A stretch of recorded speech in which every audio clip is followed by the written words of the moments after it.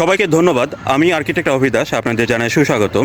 আজকে যে টপিকটি নিয়ে কথা বলবো সেটা হচ্ছে ক্রাইম। বগুড়া শহরে ক্রাইমের বিষয়টা অনেক বেশি মাত্রায় বেড়ে গিয়েছে। সেটা চুরি হোক বা সেটা হত্যাকাণ্ড হোক বা যে কোনো অপরাধ সংগঠিত হোক, সেই অপরাধটা প্রচুর পরিমাণে বেড়ে গেছে। তো এই প্রচুর পরিমাণে বেড়ে যাওয়ার মূল সূত্রপাতটা কোথায়? আমাদের যে বিএনবিসি কোড আছে, সেই কোড অনুযায়ী যখন আমরা বিল্ডিং ডিজাইন বা কনস্ট্রাকশন না করি, এটার মাধ্যমে কিন্তু অনেক বেশি ক্রাইম সংগঠিত হতে থাকে। তো এখানে বিএনবিসি যে কোডটা আছে, সেই বিএনবিসি কোড বা ইমারত বিধিমালা আছে, এটা না মেনটেন করে বা বিল্ডিং কোড না মেনটেন করে আমরা যখন কনস্ট্রাকশন কাজ করি, তখন কিন্তু এটা এক ধরনের অপরাধকে প্রশ্রয় দেওয়ার মতো একটা বিষয় থাকে। তো অপরাধকে প্রশ্রয় দেওয়ার মাধ্যমে আমরা বিভিন্ন ধরনের অবৈধ বিল্ডিংগুলো তৈরি করার ব্যবস্থা করছি।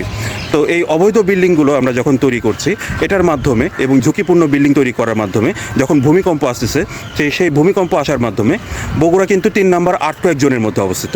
তো বগুড়া যখন 3 নম্বর 8 কয়েক জন, এটা হাই রিস্ক জোনের মধ্যে অবস্থিত। তো এখানে যখন বিল্ডিংটা এই ঝুঁকিপূর্ণ বিল্ডিং ডিজাইন বা অবৈধ বিল্ডিং তৈরি করা হচ্ছে, এই অবৈধ বিল্ডিং তৈরি করার মাধ্যমে আমরা যেমন একটা আইনকে ভায়োলেট করার একটা প্রশ্রয় দিচ্ছি, তদরূপ আমরা যখন এই ধরনের একটা দুর্যোগ আসতেছে, যে ভূমিকম্প আসতেছে, ভূমিকম্পের মাধ্যমে এই ঝুঁকিপূর্ণ বিল্ডিংগুলো কিন্তু ধসে পড়তেছে বা ভেঙে পড়তেছে।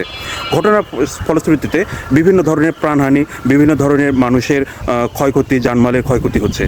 তো আমরা কি আসলে এই ধরনের ক্ষয়ক্ষতি বা আমরা কি এই ধরনের building rules and regulation violation করার প্রশ্রয় দেব? আমরা কি অপরাধ তৈরি করার প্রশ্রয় দেব কিনা, এটা আমাদের এখনই চিন্তাভাবনা করতে হবে।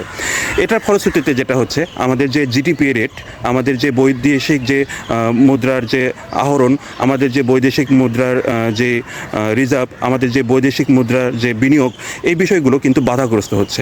এটা যদি আপনি সূক্ষ্ম দৃষ্টিতে বা সূক্ষ্ম চিন্তাভাবনা করেন, তাহলে কিন্তু আপনি সেই সূত্রটা মিলাতে পারবেন। তো আপনি কি সারা জীবনে যে বৈধ অর্থ ইনকাম করলেন, বৈধ অর্থ ইনকাম করার মাধ্যমে একটি অবৈধ বিল্ডিংয়ের মালিক হবেন? আপনি কি অপরাধ প্রবণতা বা অপরাধ তৈরি করার মাধ্যম তৈরি করবেন, নাকি বৈধ বিল্ডিং তৈরি করবেন, বৈধ বিল্ডিংয়ের মালিক হবেন? সেই বিবেচ্য বিষয় কিন্তু আপনাদের রাখতে হবে। তো এ বিষয় নিয়ে আমরা আরও ডিটেলস আলাপ করব। তো সবাই ভালো থাকবেন, সুস্থ থাকবেন। পরবর্তী ভিডিওতে আপনাদের সাথে দেখা হবে। সবাইকে ধন্যবাদ।